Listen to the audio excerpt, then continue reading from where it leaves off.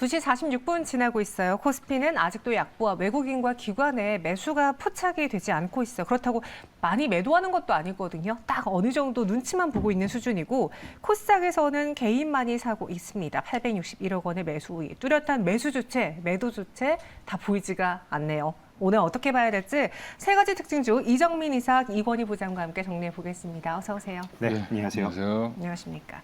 뭐 조금 이번 주도 그렇게 재미있는 시장은 아니었지만 네. 그렇다고 막 눈물 나는 힘든 시장도 아니었던 것 같은데요. 어떻게 마무리해 봐야 될지 첫 번째 특징주부터 보겠습니다. AI 붐 일으킨 엔비디아, 이번에는 로봇에 손을 댄다고 합니다. TM 로봇, 테크맨 로봇, 그리고 엔비디아가 디지털 트윈 개발을 추진한다고 해서 처음에는 TM 로봇이라는 게 있었나고 찾아봤어요. 그런데 우리나라 게 아니더라고요. 네, 어떤 회사인지, 왜 엔비디아가 이 테크맨 로봇과 손을 잡는 건지 이건희 부장님 봐야 될 게 있습니까? 일단 뭐 엔비디아랑 테크맨 로봇이 연결고리가 있죠. 연결고리요? 예, 그 그러니까 모회사가 이제 퀀타 컴퓨터라는 회사가 있는데 그 네. 회사의 자회사입니다, 이게 테크맨 로봇이. 근데 이제 이 회사가 얼마 전에 이제 엔비디아에서 핵심 파트너로 지목한 회사고요. AI 서버 제조를 담당하게 될 걸로 이제 담당하고 있는 기업인데, 예전에는 이제 컴퓨터도 만들고 지금 뭐 애플 맥북도 만들고 여러 가지를 하는 회사입니다. 근데 이제 지금은 이걸로 인해서 엔비디아가 핵심 파트너로 지목하면서부터 주가가 거의 뭐 200% 이상 올라간 회사인데, 최근에 우리나라로 따지면 약간 이스페타시처럼 많이 올랐다라고 생각하시면 될 것 같고요. 지금 이 회사의 자회사인 TM 로봇이 이제 엔비디아의 옴니버스에 구축된 로봇 시뮬레이션의 어플리케이션인 엔비디아 아이작3이라는 게 있는데, 되게 말이 어려운데 한마디로 엔비디아가 갖고 있는 그 프로그램을 통해서 활용해서 모회사의 이제 퀀타 컴퓨터가 이제 제조하는 라인에 이런 것들을 이제 공정 개선을 위해서 최적화된 디지털 트윈 어플리케이션을 적용한다. 한마디로 말은 어려운데 네. 그냥 엔비디아 그걸 가지고 자기네 생산 라인을 개선하겠다. 뭐 이런 걸로 보시면 되고요. 그러면 엔비디아와 퀀타 컴퓨터 사이, 퀀타 그룹 사이에서의 뭔가 이제 좋은 일들이 일어나고 있는데, 그래서 로봇이라기보다는 약간 엔비디아 발로 약간 그 대만에서 해석하고 있는 것 같고요. 반면에 이제 이 로봇을 계속 이 제조 라인에 이제 쓴다라는 부분 자체가 전 세계적으로 이제 화두가 되고 있는 거기 때문에 네. 이런 부분들이 또 이제 국내 로봇주들에게 미치는 영향은 더 크다라고 보시면 될 것 같습니다. 최근에 뭐 배터리 초전도체 그 혼란 속에서 로봇 테마주가 부각을 받고 있고, 많은 증권가에서는 하반기 로봇의 붐이 다시 또 불러일으킬 것이다라는 이야기를 많이 하고 있어요. 근데 그거에 대한 근거들이 좀 많던데요. 네, 관련되어서 이제 뉴스가 최근에 또 안 나오다가 네. 이번 달 8월 달부터 다시 한번 이제 좀 재생산되어서 나오는 경우가 굉장히 많습니다.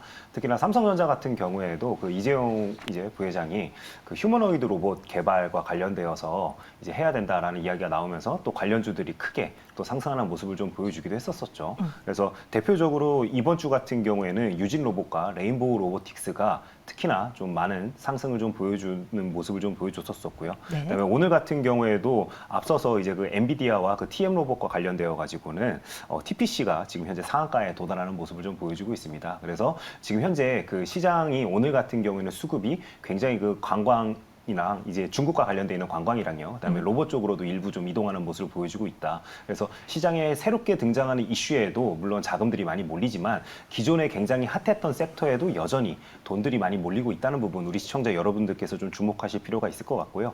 특히나 이렇게 어떤 뉴스가 나오냐에 따라서 또 관련주들이 움직이고 있기 때문에, 특히나 제가 좀 눈여겨본 부분은 삼성전자가 그동안 보픽과 관련되어 가지고 기존에 계속 출시하겠다고 했지만 실질적으로는 출시를 안 하고 지속적으로 그 일정을 미루고 있죠. 그러면서 휴머노이드 로봇과 관련되어서 또 이렇게 어떻게 보면 화두가 좀 던져졌기 때문에 앞으로도 레인보우 로보틱스가 지금 현재 정고점을 넘어서는 모습을 좀 보여주고 있는 상황이죠. 그렇기 때문에 어떤 이제 수급들이 좀 붙는지에 대해서도 우리 시청자 여러분들께서 꾸준하게 모니터링 하실 필요가 있고요. 또 로봇 섹터 전반적으로 놓고 봤을 때는 관련되어서 일정 잡힌 것들이 몇 가지가 있습니다. 그렇기 때문에 그런 일정에 대한 날짜들도 좀 우리가 알고 있으면 좀 편하지 않을까, 이렇게 좀 말씀을 드리겠습니다. 로봇 테마주가 작년 연말 그리고 그리고 올해 연초에 다시 또 재붐을 일으켜서 신고가를 경신했고 당시에는 레인보우 로보틱스가 삼성전자 유가로 많이 올랐었잖아요. 그때 이건희 부장님이 조정받았을 때 로보테마주 좀 다시 보자라고 했고 마침 타이밍 기막히게 맞았었는데 이번에 개인적으로 다시 보고 계십니까? 아니면 조금 더 타이밍 노리고 계십니까? 이미 10만 원대 말씀을 딴 데서 드렸는데. 딴 데서 네. 맞아요. 딴 데서든 뭐 어디서든 드리긴 네, 했으면 됐죠. 드렸습니다. 네. 10만 원대 아주 잘 드렸고 적절한 타이밍에 저는 이제 기술적으로나 뭐 그 당시 분위기 이제 파악을 하는 건데 그때 딱 지난달 말이죠. 지난달 말쯤에 분위기 자체가 약간은 좀 1월 달에 유행했던 종목들, 뭐 솔트룩스라든지 뭐 그다음에 로봇 관련 종목들 한번 다시 보자라고 말씀을 드렸었는데 일단은 중요한 건 그 핵심은 뒷배죠, 뒷배. 사실은 뭐 레인보우 로보틱스가 1년에 뭐 매출을 지금 한 3년 뒤까지 보더라도 한 1,000억도 안 나올 거라고 보고 있는데 근데 이제 삼성이 만약에 이제 레인보우 로보틱스의 협동 로봇을 제조 라인에 깔기 시작하면 뭐 매출은 올라가는 건 금방이겠죠, 사실은. 그리고 지금 해외 진출도 계속 노리고 있는 상황이고 지금 국내 로봇 기업들이 뭐 중국 같은 곳으로 이제 진출하려고 하는 굉장히 지금 시도를 많이 하고 있습니다. 이따 좀 자세히 말씀을 드리겠지만 그래서 지금 연초에 지금 삼성전자의 그 투자 반응 때문에 기대감으로 올라갔다라고 하면 지금의 기대감 조금 그때는 막연한 기대감이었다라고 보면 지금은 이제 많은 기업들이 로봇 전쟁에 참여를 하기 시작했습니다. 그럼 돈이 다 이제 결국엔 대기업 돈들이 들어가기 시작했다는 거고 제가 항상 하는 얘기지만 뭐 기업들이 돈 쓸 때는 물론 실패하는 경우도 있지만 돈을 대놓고 많이 쓴다는 거는 쪽에 돈이 될 걸로 보기 때문에 많이 쓰는 거고 네. 그럼 돈이 많이 투자가 되기 시작하면 결국에는 주가는 올라갈 수밖에 없다라고 보시면 될 것 같고요. 이번에 상승은 아마 이제 본격적으로 사업화와 매출이 확장될 거에 대한 기대감이 반영된다 그래서 1월 달에는 약간은 좀 가수였다라고 보면 지금의 상승은 내후년에 이제 좋아질 것들을 대비해서 조금 시장의 주목을 다시 받고 있다라고 생각하시면 될 것 같습니다. 연초 상승이라면 당시는 그냥 기대에 따른 일시적인 반등이었다면은 이번 상승은 본격적으로 수익이 날 수 있는 사업화에 대한 기대감에 오르는 것이다라는 의견이에요. 그럼 이정민 이사도 개인적으로 이 로봇에 대한 테마에 대해서 담아보실 의향이 있는지요? 네, 저는 담아볼 의향이 충분히 있다라고 좀 말씀을 드리겠고요. 특히나 이제 저 같은 경우에는 시청자 여러분께 앞서서 말씀드렸다시피 일정이 있다라고 좀 미리 말씀을 좀 드렸었죠. 그래서 대표적으로 삼성전자가 일단은 무엇을 한다라고 하면은 주식시장이 굉장히 크게 반응하는 경향을 많이 보입니다. 우리나라 시장 같은 경우에는요. 근데 10월 이제 5일날 같은 경우에는 삼성이 그 미국 이제 그 실리콘밸리에서요 시스템 LSI 테크데이가 열립니다. 이 자리에서 이제 그 휴머노이드 로봇과 관련된 부분, 그다음에 보핏과 관련된 부분에서 각 부분장들, 그러니까 부사장급들이 이제 그 아마 프레젠테이션을 좀 하지 않을까 이런 식으로 이미 기사가 좀 많이 나온 상황입니다. 그렇기 네. 때문에 10월 5일이라는 날짜 하나 좀 기억해 주시면 좋을 것 같다라고 좀 생각이 되고요. 그다음에 또 저는 개인적으로는 좀 두산을 좀 우리가 좀 눈여겨보자라고 좀 말씀을 드리겠습니다. 이미 많이 알려졌다시피 두산 로보틱스가 지금 현재 상장을 앞두고 있죠. 그렇기 때문에 굉장히 편안하게 좀 일정 매매로 우리가 좀 접근할 수 있지 않을까 좀 생각이 되고요. 더군다나 특히나 그 두산 같은 경우에는 2분기 IR 때 굉장히 좀 좋은 내용들이 많이 나왔습니다. 일단 시장에서 좋아할 만한 내용 중에 두 가지만 좀 말씀을 드리자면은 그 N사용 AI 가속기용 그 소재를 본격적으로 양산을 한다라고 밝혔습니다. 그러다 보니까 AI와도 엮여 있는 부분 한 가지 좀 말씀을 드리겠고요. 그다음에 전기차용 그 배터리에 들어가는 PFC를 동사가 생산을 합니다. 근데 동사가 밝히기로는 아무래도 배터리의 효율을 올리는 데는 굉장히 많은 시간이 걸리겠지만 멀리 가기 위해서 전기차가 어쨌든지 아마 소재를 좀 경량화하고 이제 효율성을 높이는 데 있어서 PFC가 굉장히 많은 역할을 하고 있다. 이렇게 좀 동사가 좀 밝히면서 지금 현재 그 7월 달까지 누적적으로 한 수주 금액이 5천억 원을 달성했다고 밝혔습니다. 그렇기 때문에 이런 식으로 시장에서 좋아할 만한 뉴스들의 그 동사가 좀 이렇게 호재를 가지고 있는 부분, 그 다음에 결정적으로 두산 로보틱스의 그 이제 상장 날짜가 다가올수록 아마 주가가 좀 꿈틀거릴 가능성이 높기 때문에 10만 원 부근에서는 좀 담아보자라고 시청자 여러분께 말씀 좀 드리겠습니다. 두산 로보틱스의 일정 역시나 뭐 말을 안 내릴 수가 없습니다. 로봇주에 대한 기대를 갖고 계신 분들이라면은 이 두산 일정을 또 노릴 텐데 그래서 관심주로 두산도 보겠고요. 이건희 부장님은 지난번에 레인보우 로보틱스 이야기해 주셨잖아요. 네. 그 외에 또 같이 볼 만한 종목 중소형단에 있을까요? 예, 그래서 그동안 또 계속 또 떠들고 다니는 종목이 또 있죠. 어디서 네. 그렇게 떠들고 다니셨어요? 뭐 매경에서도 떠들었고 네. SBB테크라는 종목이 있는데 SBB테크요. 다행히 오늘은 좀 많이 올라오는 편인데 일단 지금 SBB테크를 보는 쪽은 여전히 감속기 그러면 SPG도 같이 올라와야 되는데 SPG는 좀 느리게 올라오고 있습니다. 물론 이제 주가의 위치라든지 뭐 시총 차이 이런 것들이 있기 때문에 다를 수는 있는데 일단 SBB테크가 좋게 보는 이유는 전 자동차 쪽으로도 지금 얘기가 지금 계속 나오고 있고요. 자동차 쪽에도 감속기 관련된 얘기가 계속 나오고 있고 지금 그래서 일부 자동차 업체와 그러면 거의 뭐 현대차겠죠. 현대차 그룹과 뭔가를 하고 있다라는 얘기가 좀 나오고 있습니다. 그리고 또 하나가 지금 중국 진출 관련된 얘기인데 감속기의 수요가 전 세계적으로 가장 많은 데가 어디냐면 중국입니다. 중국이 전 세계 소비의 50%를 차지하고 있고요. 절반이나요? 예, 절반 차지하고 있는데 그 시장을 거의 지금 뭐 일본 기업들이 다 장악하고 있다고 보시면 될 것 같고요. 그러니까 이런 부분들을 SBB테크가 이제 모회사가 있죠. 이 모회사를 통해서 모회사가 이제 중국과 베트남 등지 이제 그 현지 법인들을 갖고 있기 때문에 중국 법인을 합병을 하든 아니면 모회사를 활용하든 지금 중국 진출을 노리고 있다. 이런 부분들이 아마 가시화되기 시작하면 또 한 번 모멘텀이 발생될 수 있다고 보고 있고요. 지금 뭐 로봇 산업이 커지면 결국엔 감속기 관련된 것들, 로봇 뭐 액추에이터 관련된 것들은 계속 좋아지기 때문에 이쪽은 부품주로서 또 확인해 보셔도 괜찮을 것 같습니다. 그래서 향후에 SBB테크 지금 차트 위치도 뭔가 사고 칠 만한 위치에 있다. 이런 부분들. 이게 아주 촉도 되게 중요합니다. 네. 네, 제가 레인보우 로보텍스도 그렇게 해서 찾은 건데 오. 지금 보면 레인보우가 지금 형인데 큰형이 가고 있는데 지금 동생들이 아직 안 따라오고 있습니다. 맞아요. 그러면 동생들도 결국엔 쫓아갈 수밖에 없다라고 보시고 좀 편안하게 살 자리가 아닌가 생각하고 있습니다. 네, 그래서 SBB테크 뭔가 좀 촉이 온다라면서 레인보우로 이어서 소개를 해드렸습니다. 두 분 모두 다 로봇주에 대해서는 하반기 좀 일정들이 많으니까 충분히 봐도 되겠다라는 의견 주셨고요. 이어서 두 번째 실시간 특징주 만나보겠습니다.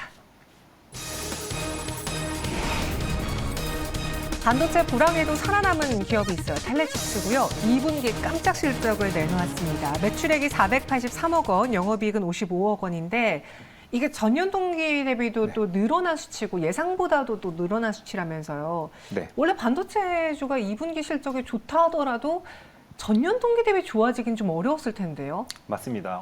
전반적으로 대부분의 반도체 회사들이 네. 2분기 실적이 안 좋을 것은 우리 모두가 다 알고 있었죠. 근데 이제 텔레칩스 같은 경우에는 워낙 이제 고객사의 영향을 많이 받을 수밖에 없다 보니까 당연히 이런 식으로 좀 좋은 실적을 발표를 했습니다. 어느 정도는 좀 예상되는 어떻게 보면 실적이었죠. 왜냐하면 현대 기아차 그룹이 굉장히 실적이 좋게 나왔었습니다. 그렇기 때문에 이제 그쪽에 납품을 많이 하는 텔레칩스도 당연히 좀 영향을 받았다라고 좀 보시면 될 것 같고요. 동사에서도 밝히기로는 그 이제 아무래도 현대기아차의 그 판매량 증가로 인해서 동사가 납품하는 반도체의 수요도 굉장히 빠르게 증가를 했다라고 좀 밝히고 있습니다. 특히나 제가 좀 눈여겨본 부분은 동사가 그 제네시스용 반도체를 이제 굉장히 납품 많이 하는 걸로 알려지고 있죠. 근데 제네시스 같은 경우에는 우리나라뿐만 아니라 이제 미국이나 다른 해외에서도 굉장히 좀 판매량이 좋았다는 부분 우리가 좀 포인트로 좀 체크할 필요가 있을 것 같고요. 그다음에 동사 같은 경우에는 제가 항상 강점으로 뽑는 것 중에 하나가 이제 고객사가 다변화돼 있다는 부분입니다. 대부분의 이제 국내 이제 대기업들에 종속되어 있는 어떻게 보면 코스닥에 위치한 회사들이 굉장히 많은데 동사 같은 경우에는 일본 및 유럽에 있는 해외 완성차 업체들과도 거래선을 유지를 하고 있습니다. 그러다 보니까 이런 해외 완성차 업체, 그다음에 전장 업체에도 공급하는 반도체량이 굉장히 증가했다는 부분을 밝히고 있고요. 그러다 보니까 시장의 예측치보다도 자동차가 전반적으로 많이 팔린 상황에서 동사의 그 물량 또한 같이 증가하는 모습을 보였기 때문에 이런 호실적을 발표했다라고 시청자 여러분께 말씀을 드리겠습니다. 그럼 여기서 생각할 수 있는 게 이게 텔레칩스만의 호실적일까 아니면 차량용 반도체주들의 호실적으로도 나타날까 이 생각을 가질 수 있거든요. 왜냐 이 반도체가 들어가는 여러 IT 기기들이 경기 침체, 소비 침체로 인해서 많이 안 팔렸어요. 근데 그나마 선방한 게 전장용이라는 거죠. 네. 그럼 텔레칩스 외에 뭐 코아시아, 가온칩스, 칩셋미디어 이런 종목들도 같이 봐도 되는 거 아닌가요? 그렇죠. 같이 보셔야 되고 네. 일단 삼성전자가 최근에 이제 그 설명 콩콜하면서 차량용 반도체 얘기 굉장히 많이 했습니다. 그리고 협업하는 회사들 뭐 코아시아나 뭐 가온칩스나 뭐 시간을 또 많이 할애해줬죠. 니들 얘기 좀 해봐. 네, 그래요? 네, 그러면 그런 부분들은 같이 협업을 해서 그 그룹을 형성해서 이제 자동차 반도체를 같이 만들겠다라는 얘기고요. 텔레칩스도 마찬가지로 뭐 반도체 회사라고 하지만 팹립스 회사죠. 그러니까 그렇게 설계를 하는 회사입니다. 잠실에 있는 회사인데 네. 이 회사가 지금 이제 저는 주가가 7월 달에 올라갈 때 드디어 갈 게 가는구나 했는데 계속 빠져가지고 좀 이해가 안 됐었는데 이게 또 한 방에 또 다시 또 반영이 되고 있습니다. 실적이 잘 나와서 실적이 안 좋을 리가 없는 회사를 이렇게 주가가 빼길래 좀 이상하다 했는데 결국엔 수급의 문제였던 것 같고 거래 없이 빠졌던 부분들이기 때문에 그래서 다시 한번 지금 재상승할 가능성 높다라고 보고 있고요. 지금 테슬라가 지금 차량용 반도체를 자기들이 독자적으로 개발해서 쓰죠. 네. 그럼 현대차는 나중에 뭐 독자적으로 개발해서 또 쓰겠죠. 현대차도 마찬가지로 모든 회사들이 지금 자기의 반도체를 만들기 시작합니다. 그러면 이런 팹리스 업체의 입장에서는 굉장히 좋은 일이죠. 예. 그리고 특히 이제 자동차 그래서 지금 파운드리를 키우고 있는 삼성전자 입장에서도 이재용 회장도 자동차 반도체 산업에 대해서 연초에 굉장히 크게 얘기했습니다.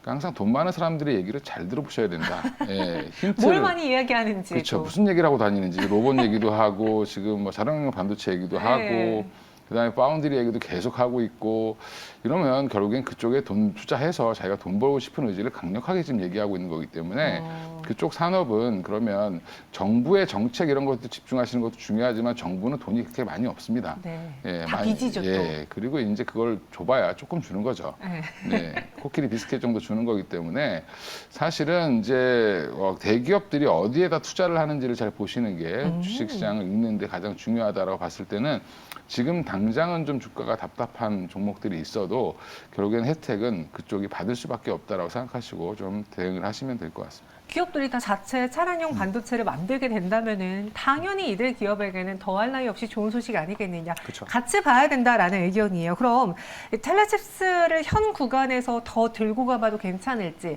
아마 이거 좀 올랐다고 오늘 매도하진 않을 거예요. 왜냐면 그동안에 그쵸. 조정받았던 네. 게 있기 때문에 더 들고 가도 괜찮은지 또 같이 볼 만한 종목이 있는지 마지막으로 정리해 주실까요? 네, 저는 고객사가 다변화되어 있는 특히나 이제 그 차량용 반도체와 관련되어서는 텔레칩스가 가장 이제 좀 선호가 된다라고 시청자 여러분께 말씀을 드리겠고요. 네. 편안하게 2만 원에서 그냥 매수를 해도 되지 않을까 이렇게 좀 생각이 됩니다. 그래서 목표 가격은 2만 5천 원으로 좀 설정을 해보도록 하고요.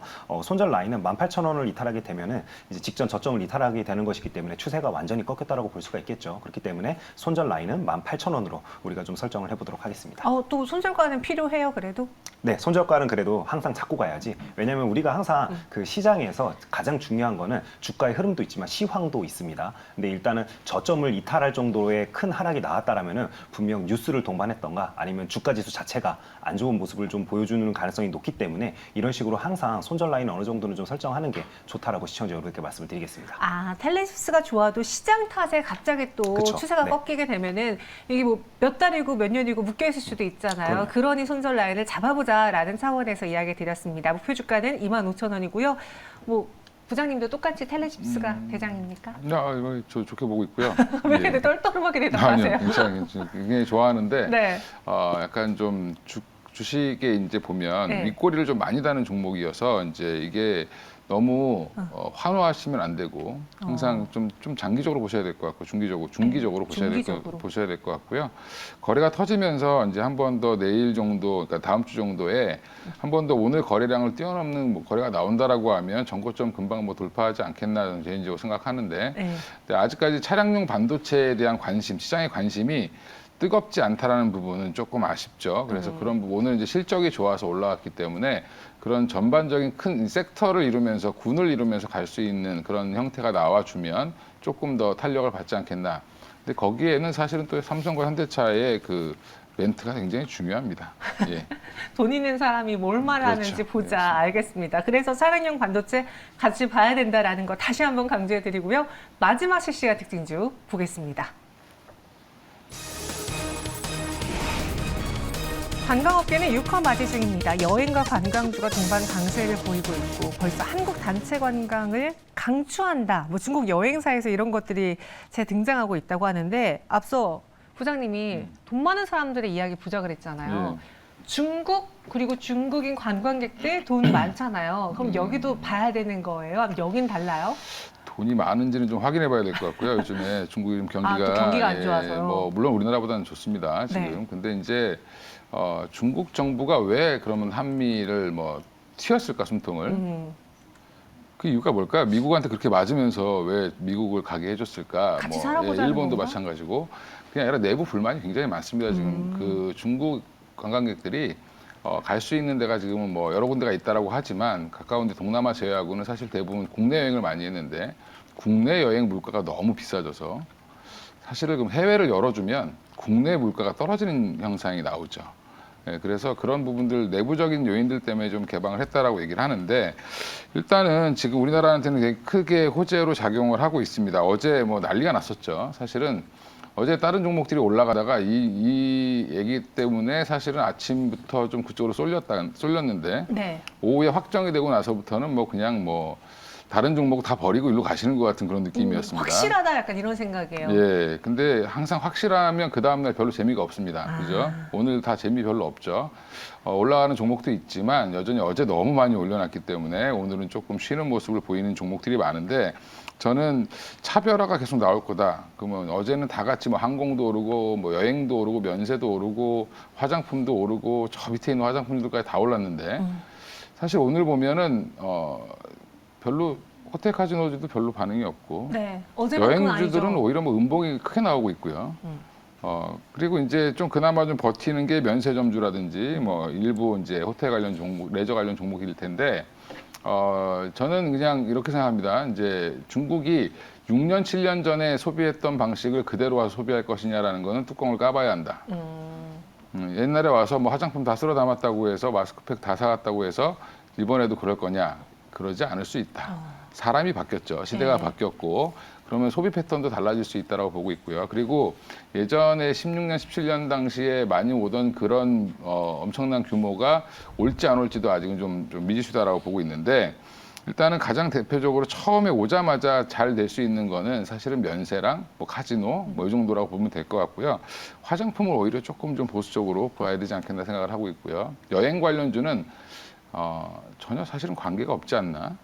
여행 관계. 예, 다 아웃바운드 위주로 여행업을 유지하고 있는데 우리나라는 중국인들을 유치해 오지 않죠, 하나투어가.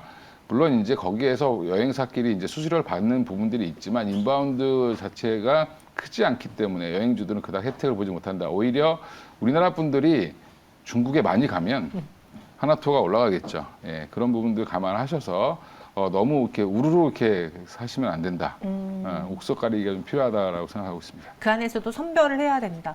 딱 코로나 있기 전에 제가 마지막 네. 여행 갔을 때 공항에 가서 면세점 가기 전에 미리 봤잖아요. 그 그쵸, 여행 그쵸. 나가기 네네네. 전에. 근데 옆에 어떤 분이 마스카라를 100개씩 이렇게 담으시더라고요. 그래서 와 진짜 저런 게 바로 그 보따리상이구나. 나 2개 사도 많이 사는 건데 그만 몇백 개를 담고 있으니까.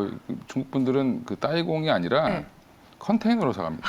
예, 배로도 사가고. 예. 아 그렇게나 사가요? 예. 진짜 큰 손이. 근데 그들이 이번에도 그럴지는 모르겠다. 봐야 된다라는 거잖아요. 그럼 우리가 여행도 약간 좀 애매하다라고 했을 때 관광 카지노를 그럼 수혜로 보는 건 어떨지요?